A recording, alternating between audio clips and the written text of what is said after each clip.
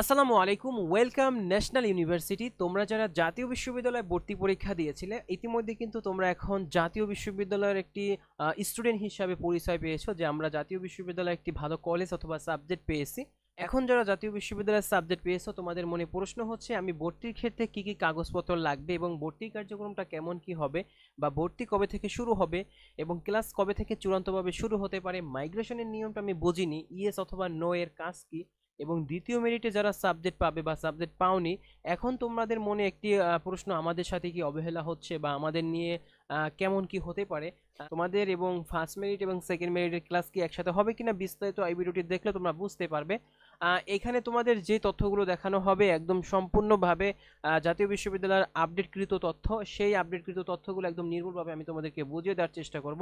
জাতীয় বিশ্ববিদ্যালয়ে যারা প্রথম মেরিটে চান্স পেয়েছো বা সাবজেক্ট পেয়েছো, তাদের ক্লাসগুলো কবে থেকে শুরু হবে চূড়ান্তভাবে। তোমাদের এই ক্লাসগুলো শুরু হচ্ছে আগামী 21 জুলাই থেকে, তোমাদের চূড়ান্তভাবে ক্লাস শুরু হবে। এখানে শুধুমাত্র যারা প্রথম মেরিটে চান্স পেয়েছে তাদের বা সাবজেক্ট পেয়েছে তাদের 21 জুলাই থেকে চূড়ান্তভাবে ক্লাস শুরু হবে, এবং দ্বিতীয় মেরিটে কিন্তু তোমাদের ক্লাস আবার পরবর্তীতে শুরু হওয়ার সিদ্ধান্ত এবং ঘোষণা আসবে।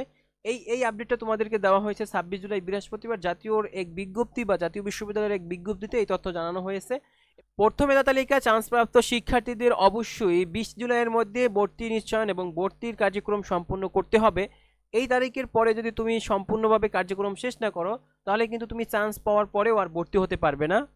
এক্ষেত্রে কোনো শিক্ষার্থী যদি আগে কোনো শিক্ষা প্রতিষ্ঠানে ভর্তি হয়ে থাকে অথবা তিনি 2024-25 শিক্ষাবর্ষে সেকেন্ড টাইমার দিয়ে জাতীয় বিশ্ববিদ্যালয়ে ভর্তি চূড়ান্ত করতে চায়, তাহলে তাকে অবশ্যই 3 জুলাইয়ের মধ্যে তিনি আগে যেই প্রতিষ্ঠানে ভর্তি ছিলেন সেই ভর্তি বাতিল করে 3 জুলাইয়ের মধ্যে অবশ্যই তাদের অনলাইনে ফর্ম পূরণ করতে হবে। না হয় তিনি কিন্তু 2024-25 শিক্ষাবর্ষে আর রেজিস্ট্রেশন করতে পারবে না এবং তার চান্সকৃত আসনটি বাতিল হয়ে যাবে। ভর্তি ফর্ম কখন এবং তোমাদের এইটা কিভাবে তোমরা ডাউনলোড করবে এবং কাদের জন্য এই ভর্তি ফর্মগুলো, 28 জন আগামীকাল যারা প্রথম মেধা তালিকায় সাবজেক্ট পেয়ে উত্তীর্ণ হয়েছো, শুধুমাত্র তারা এই ভর্তি ফর্মগুলো জাতীয় বিশ্ববিদ্যালয়ের ওয়েবসাইটে গিয়ে নিজের আইডি লগ ইন করার পর তোমরা একটা অ্যাপ্লিকেশন ফর্ম নামে অপশন দেখবা, সেখানে ক্লিক করে তোমাদের এই ভর্তি ফর্মগুলো ডাউনলোড করতে পারবা। ভর্তি নিশ্চয়নের জন্য কত টাকা দিতে হবে এবং কিভাবে তোমরা এই ভর্তি নিশ্চয়নের জন্য টাকাগুলো দিবে। রেজিস্ট্রেশন ফি বাবদ তোমাদের 565 টাকা দিতে হবে এবং এইটা দেওয়ার তারিখ হচ্ছে 29 জুন থেকে 16 জুলাইয়ের মধ্যে। তোমাদেরকে কলেজ কর্তৃপক্ষ নির্ধারিত মোবাইল ব্যাংকিংয়ের মাধ্যমে অথবা সরাসরি তুমি সেই কলেজে গিয়ে জমা দিতে পারবে। তোমার যেটা ভালো লাগে, তুমি যদি সরাসরি গিয়ে জমা দিতে চাও তাহলে তুমি সরাসরি জমা দিতে পারবে, অথবা তুমি যদি তাদের মোবাইল ব্যাংকিংয়ের মাধ্যমে জমা দিতে চাও তাহলে তুমি তাদের মোবাইল ব্যাংকিংয়ের মাধ্যমে জমা দিতে পারবে।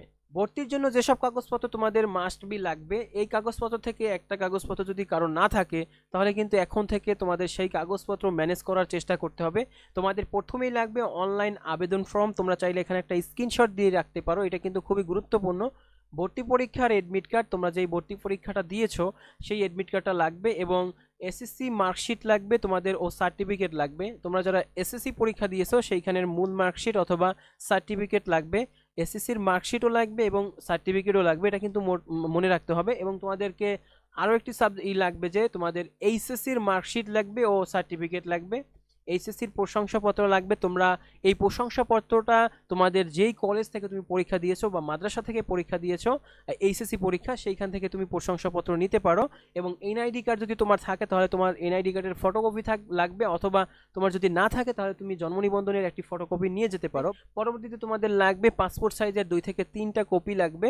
এখানে তোমাদের এই কাগজপত্রগুলো খুবই গুরুত্বপূর্ণ। এখন এই কাগজপত্র যদি তোমার না থাকে তাহলে তুমি আজ থেকে এই কাগজপত্রগুলো ম্যানেজ করার চেষ্টা করো। যেই কলেজে তোমার সাবজেক্ট এসেছে এই কাগজপত্রগুলো কিন্তু সেই কলেজে জমা দিতে হবে। সরাসরি সেই কলেজে গিয়ে তোমার এই কাগজপত্র জমা দিয়ে ভর্তি নিশ্চয়ন করতে হবে।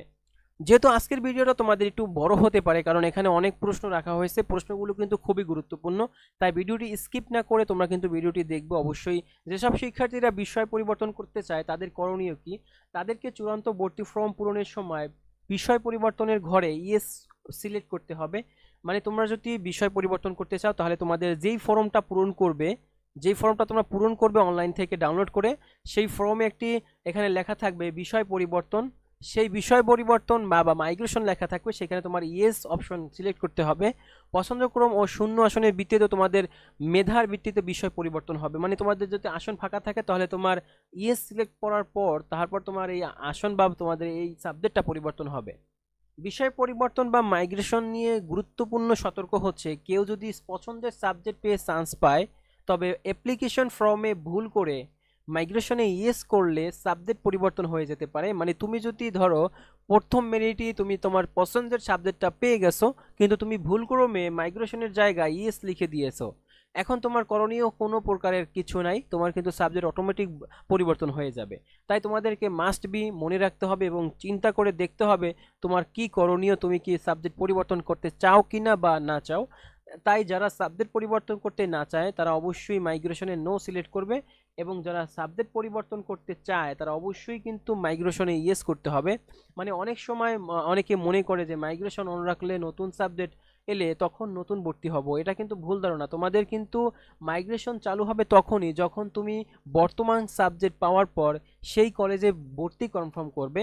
তুমি যদি ভর্তি কনফার্ম না করো কিন্তু তাহলে কিন্তু তোমার মাইগ্রেশনও হবে না, আর যতই তুমি চেষ্টা করো পরবর্তীতে মেরিটে কিন্তু তোমার এই ভর্তি বাতিল হয়ে যাবে। মানে কলেজে গিয়ে ভর্তি না হলে তোমার কিন্তু মাইগ্রেশনও হবে না, আর তোমার ভর্তির যে বর্তমান চান্সটা সেটাও বাতিল হয়ে যাবে। সেইটা মনে রাখতে হবে তুমি কি করতে চাও। তাহলে তুমি বুঝতে পারলা যে মাইগ্রেশন যদি তুমি করতে চাও তাহলে তুমি ইয়েস লিখবা, আর যদি মাইগ্রেশন না করতে চাও তাহলে তুমি নো লিখবা। এক্ষেত্রে তোমাদের প্রশ্ন হচ্ছে যে দ্বিতীয় মেধা তালিকা কবে আসবে। চূড়ান্তভাবে আমরা বলতে পারি যে প্রথম মেধা তালিকার কার্যক্রম শেষ হওয়ার পরে পরবর্তীতে 22 থেকে 25 জুলাইয়ের মধ্যে তোমাদের এই দ্বিতীয় মেধা তালিকা প্রকাশ করা হবে। তাহলে তোমরা কি 21 জুলাইয়ের সাথে, মানে 21 জুলাই যে ক্লাস শুরু হবে, তোমরা দ্বিতীয় মেধা তালিকার শিক্ষার্থীরা কি অংশ নিতে পারবে না? এখানে উত্তর হচ্ছে যে হ্যাঁ, তুমি আর এখানে এই 21 জুলাই তোমরা দ্বিতীয় মেধা তালিকার শিক্ষার্থীরা অংশগ্রহণ করতে পারবে না। মানে 1.5 লাখ শিক্ষার্থী 21 জুলাইয়ের নবীনবরণ বা ক্লাসে অংশ নিতে পারবে না। এখানে তোমাদের নিয়ম করা উচিত ছিল যে তোমরা সবাই মিলে একসাথে অনুষ্ঠান করবে এবং সবাই মিলে একসাথে ক্লাস করবে। আমি যতটা মনে করি যে তোমাদের সাথে এখানে একটি অবিচার করা হয়েছে যারা দ্বিতীয় মেরিটে অপেক্ষাকৃত রয়েছে। এখন তোমাদের জন্য সর্বশেষ পরামর্শ হচ্ছে যে ভর্তি কার্যক্রম শুরু হওয়ার আগেই তোমাদের প্রয়োজনীয় কাগজপত্র সংগ্রহ করে রাখো। কোনো ধরনের ভুল করলে ভর্তি বাতিল হয়ে যেতে পারে, সেই দিকে নজর রাখতে হবে। এক্ষেত্রে তোমাদের যদি আরও কোনো প্রকারের কোনো তথ্য বা কোনো প্রশ্ন জানার থাকে তাহলে তোমরা আমাদের সরাসরি ফেসবুক পেজ অথবা কমেন্টে দেখো একটি টেলিগ্রাম চ্যানেলের লিঙ্ক দেওয়া আছে, সেখানে সরাসরি যুক্ত হয়ে আমাদেরকে মেসেজ করতে পারো। আমরা তোমাদেরকে সেখানে সহায়তা করার চেষ্টা করবো ইনশাল্লাহ।